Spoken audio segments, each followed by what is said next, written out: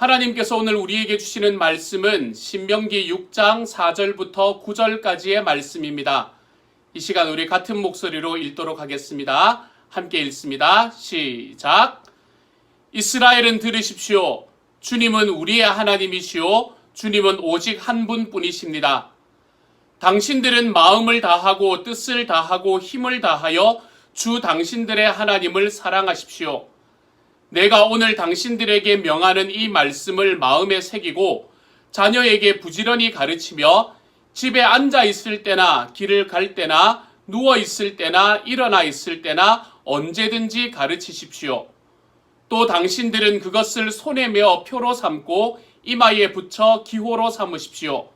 집 문설주와 대문에도 써서 붙이십시오. 아멘. 오늘은 졸업을 축하하는 졸업 예배로 함께 드리고 있습니다. 2020년에 모든 과정을 졸업하게 되는 우리 모든 자녀들을 주님의 이름으로 축하하고 축복합니다. 자녀들을 위해서는 조금 전에 영어부와 유스를 담당하고 있는 최대열 사역자님이 설교를 해주셨기에 저는 부모님들을 위한 메시지를 이 시간 함께 나누려고 합니다.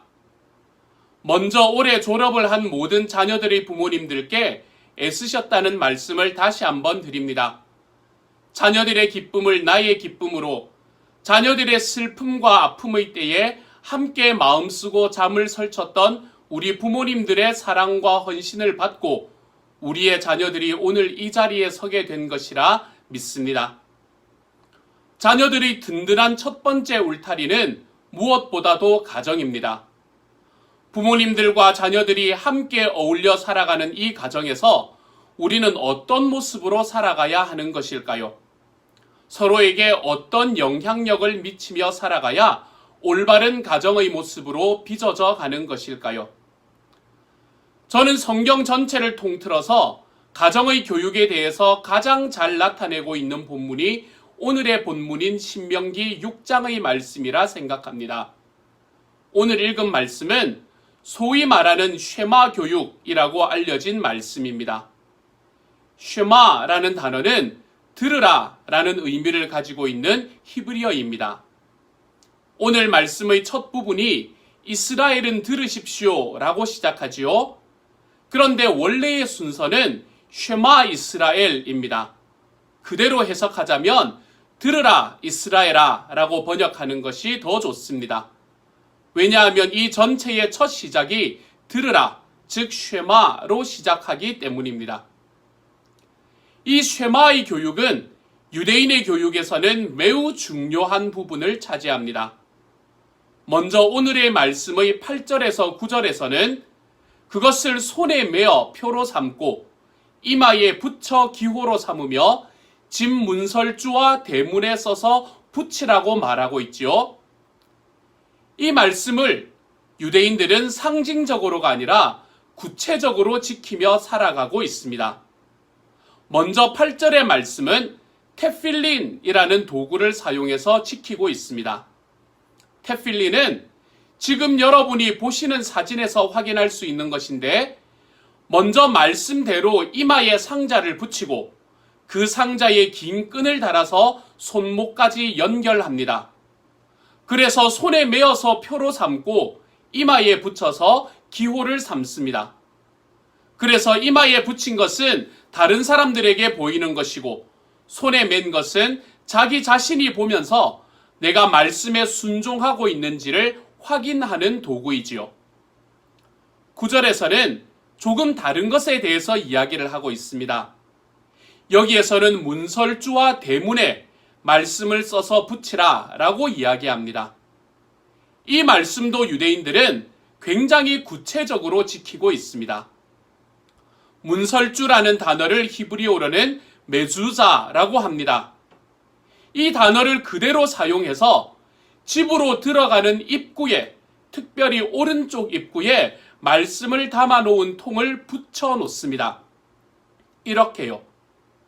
이는 대문에만 붙이는 것이 아니라 사람이 생활하는 모든 방 앞에다가 붙입니다. 이처럼 집에 메주자를 붙이는 의식인 hanging 메주자 on the door 라는 예식은 비록 간단하기는 하지만 유대인들에게는 굉장히 중요한 예식입니다. 이사를 하면 30일 안에 꼭 하는 것이 일상이지요.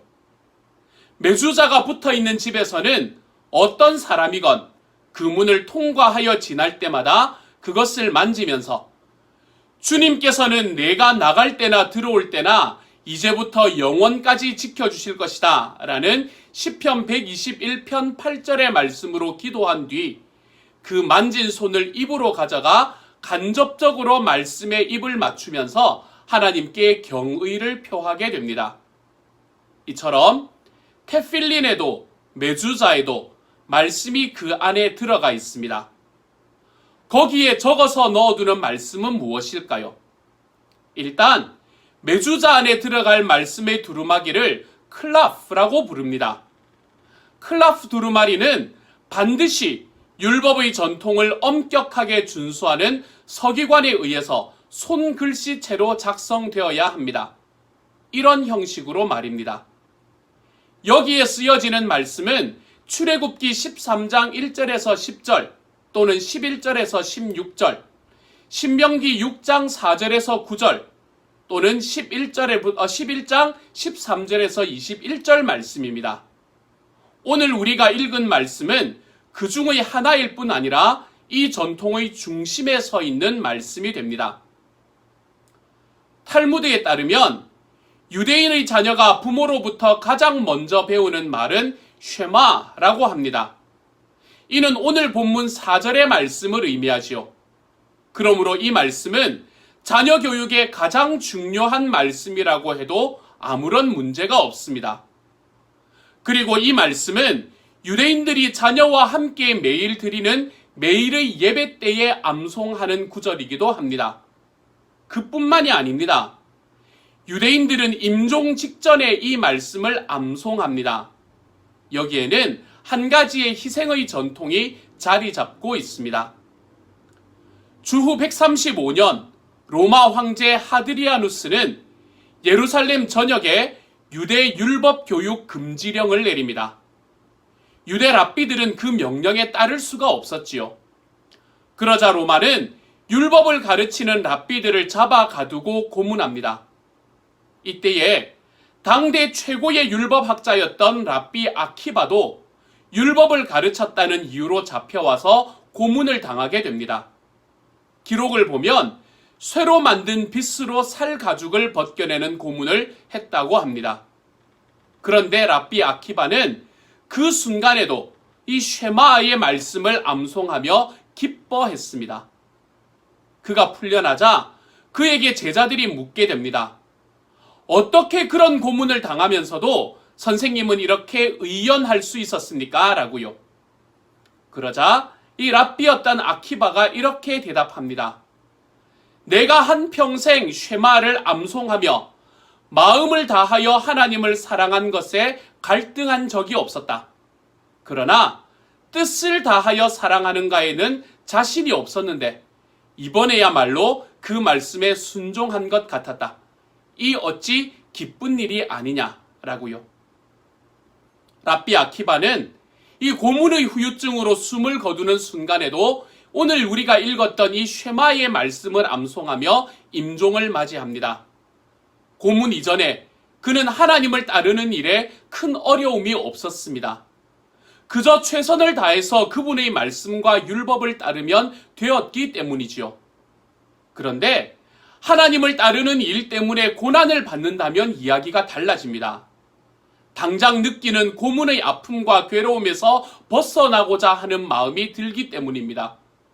고통 속에서 신념을 지키는 일은 결코 쉽지가 않습니다.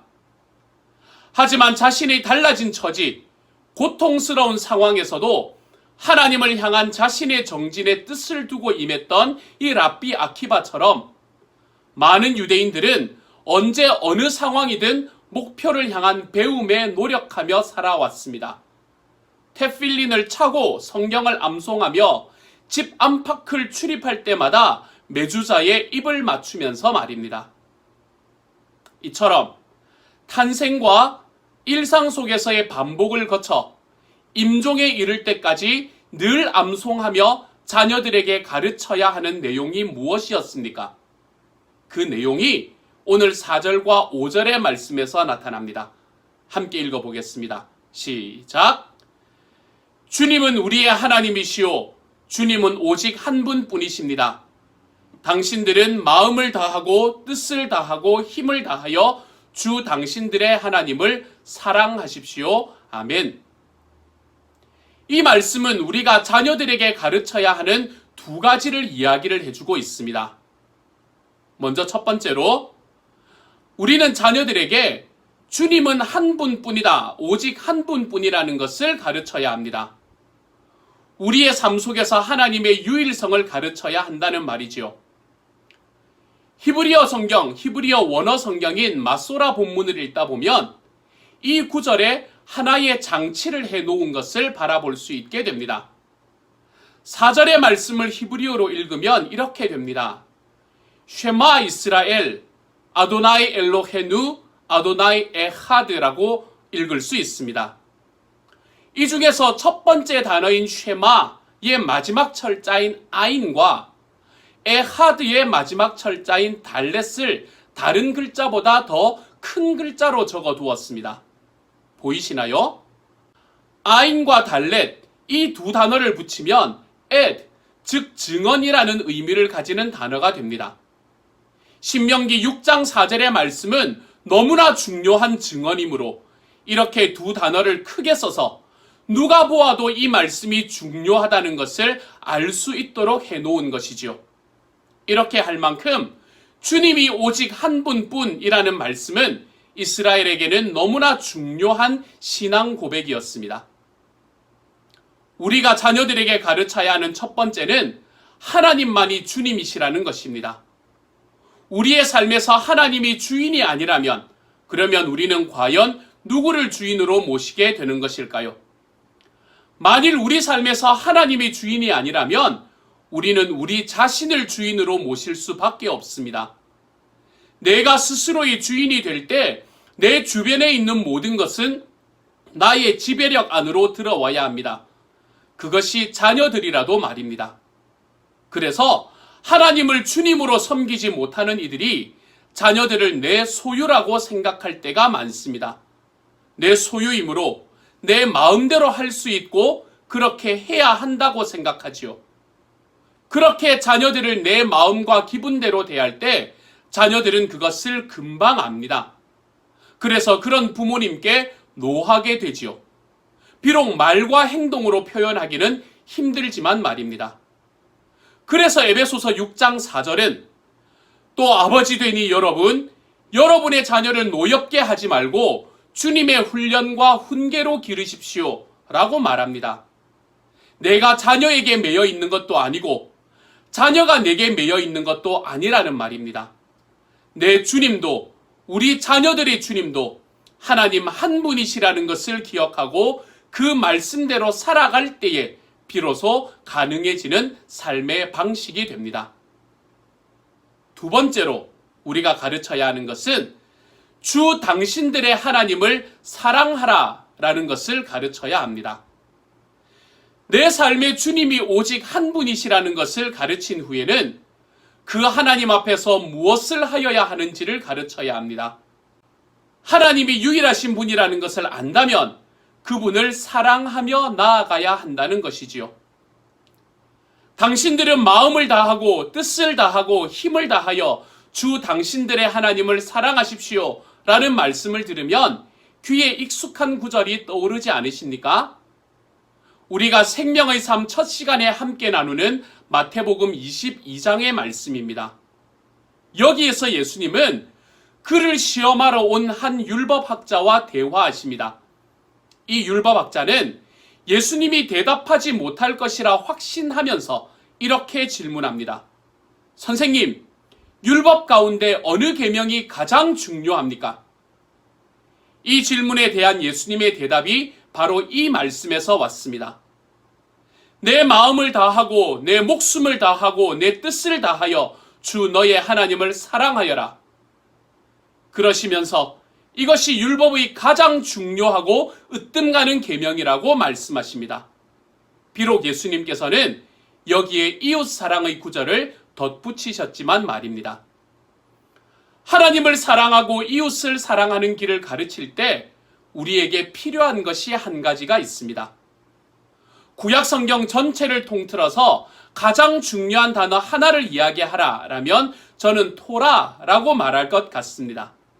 사실 구약성경은 이 토라라는 단어를 중심으로 꿰뚫어서 설명할 수 있을 만큼 이 단어는 매우 중요합니다. 토라라는 단어는 여러 가지로 해석을 할 수가 있습니다. 모세오경을 뜻하기도 하고 율법을 말하기도 하며 구약성경 전체를 의미하기도 합니다. 그러므로 토라는 가르침이라고 번역하는 것이 가장 좋은 것 같습니다. 그런데 히브리어를 배우다 보면 토라, 모라, 호라는 야라에서 왔다 라며 외울 때가 있습니다. 토라는 가르침을, 모라는 선생님을, 호라는 부모님을, 야라는 가르친다를 의미합니다. 이처럼 부모로서 자녀에게 가져야 하는 매우 중요한 덕목 중 하나는 가르치는 것입니다. 그런데 가르칠 때 어떻게 가르쳐야 합니까? 우리의 삶을 통해서 가르쳐야 합니다. 그것이 오늘의 말씀의 핵심입니다. 테필린과 메주자의 전통은 부모가 지킴으로 자녀에게 전해집니다. 주님은 한 분뿐이고 하나님을 사랑하라는 것은 자녀들에게 말로 가르쳐지는 것이 아닙니다.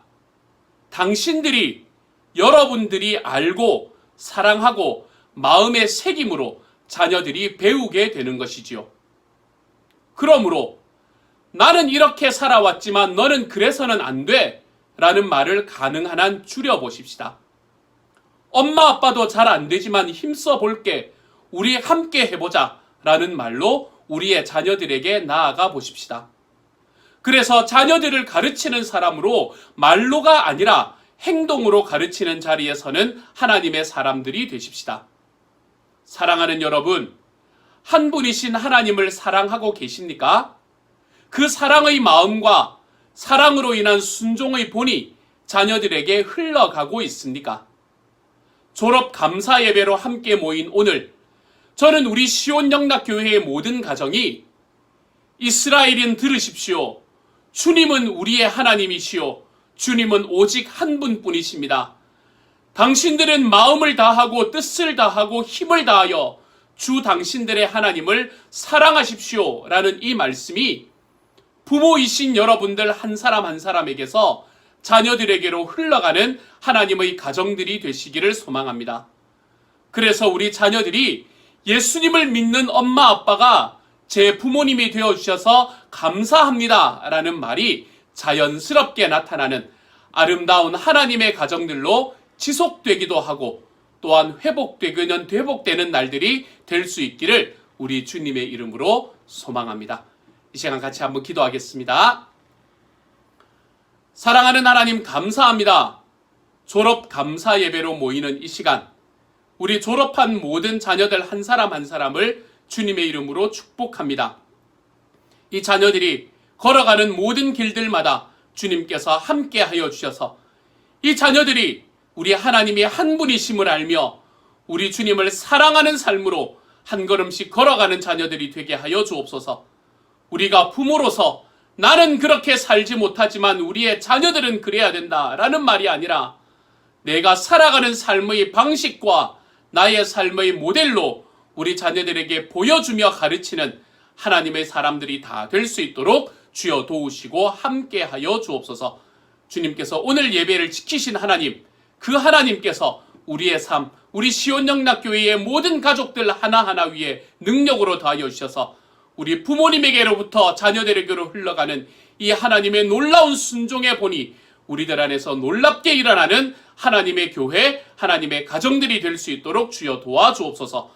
모든 말씀 우리 주님 예수님 이름으로 기도드립니다. 아멘. 이 시간 우리 한 번 더 기도하고 하나님 앞에 축도하며 나아가도록 하겠습니다. 이제 평안한 마음으로 세상에 돌아가십시오. 선한 일에 용기를 가지시며 악을 악으로 갚지 마십시오. 항상 연약한 자를 도우시며 병든 자를 찾아보시며 곤란당하는 이웃을 위로하십시오. 모든 사람을 존경하시며 주님께 봉사하고 주님을 사랑하십시오. 모든 일을 믿음과 사랑으로 행하시며 어떤 일에도 소망을 포기하지 마십시오. 그리고 거룩하신 성령님께 순종하여 기쁨과 감사의 생활을 해 나가십시오. 우리 하나님 아버지는 여러분을 항상 도와주실 것입니다. 아멘. 지금은 우리를 죄에서 구원해 주신 우리 주 예수 그리스도의 은혜와 하나님의 사랑과 성령님의 교통하심이 이 시간 이번에 2020년에 졸업한 모든 졸업생들 한 사람 한 사람들, 그 졸업생들을 지금까지 자라게 만들어 주신 부모님들 한 사람 한 사람들 위에와 또한 우리 모든 식구들 한 사람 한 사람들, 우리 하나님께서 소망하는 자녀의 교훈을 우리들의 삶 안에서 이루어내며 살아내며 살아가겠노라. 그래서 우리가 믿는 그 하나님이 우리의 자녀들의 하나님이 될 수 있기를 우리들의 삶에 기도도 하고 소망하기도 하며 그 길로 걸어가겠다 다짐하고 일어나는 모든 우리 식구들 한 사람 한 사람들 위해 지금부터 영원토록 함께 계시기를 간절히 축원하옵나이다. 아멘.